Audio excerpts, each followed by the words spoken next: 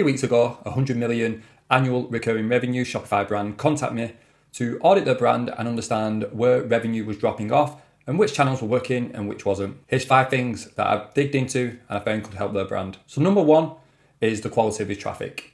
If you're investing in social, you're investing in email, investing in organic, not everyone is valued equally. What happens is social traffic could explode, i.e. TikTok will get millions of clicks. You have a few videos go viral on TikTok and your Shopify traffic explodes overnight. Does this equal revenue to what organic would?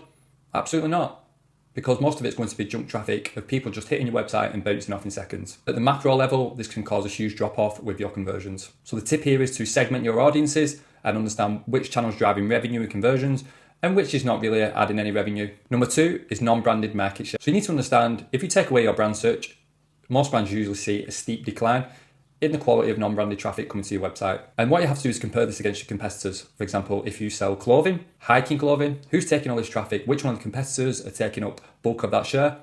And how can you take some of that share back? The tip here is to understand who's taking the bulk of the market share with organic clicks for non-branded keywords, and then what you need to do on your website to win back some of them clicks. Number 3 is conversion rate. Very similar to number 1. However, conversion rate can quickly decline as your traffic increases. Again, as the quality of traffic really starts to increase, but that doesn't equal to conversion. The key thing to mention here is conversion rate and average order value is at a big discrepancy. Not many people talk about average order value. For example, you could have a high conversion rate for items that equal $5. Someone could have a lower conversion rate, but they're selling $200 items. So which bucket would your brand want to fall into? Number 4 is looking at SEO. Where are them clicks going? Where does the opportunity lie? What most brands do is look at clicks to their website, but that doesn't tell the full story. Where are them clicks going ideally for your brand for you to increase revenue? What I like to look at is collections, products, pages, and then understand them as segments and where we can win more clicks.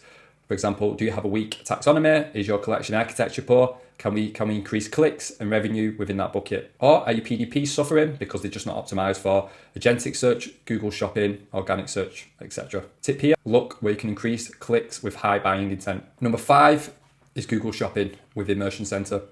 Now, this is so undervalued by brands. You could be sitting on hundreds of thousands of K in dollars and not even know about it. Now, this requires another video, but here you need to start looking at your product feed, product attributes, your shopping data, your brand positioning, your pricing. There's quite a few metrics that go into this. However, you should action this today and understand where the opportunities lie for your business within Google Shopping. Shopify Immersion Center connect very well. However, there is a few hurdles that the data has to go over and you'll probably be falling down in certain areas. So it's good to keep auditing and understanding where you can get more clicks organically and revenue. So with this audit, I presented this to the CMO and the marketing team, and we all agreed huge opportunity lies here.